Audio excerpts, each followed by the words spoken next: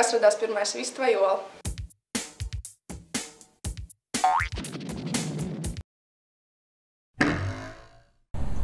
Vista.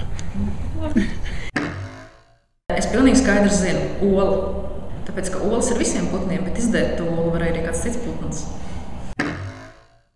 Par to gan vēl zinātnieki strīdās.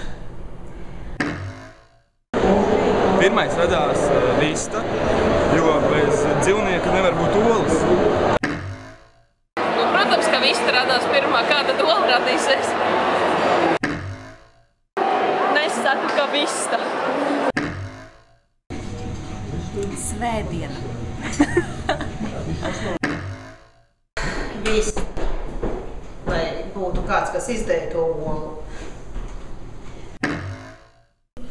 Vienlaikus radās. Ilgā miljoniem gadu evolūcijas vai radīšanas ceļā. Uz šo jautājumu īstenībā nav atbildes. Jo sākumā pat nebija olas droši vien, bet kaut kas tikai tāds olai līdzīgs aizmetnis, kurā ir šīs galvenās sastāvdaļas iekšā, tas šūnas kodols un apvalks, kas apkārt.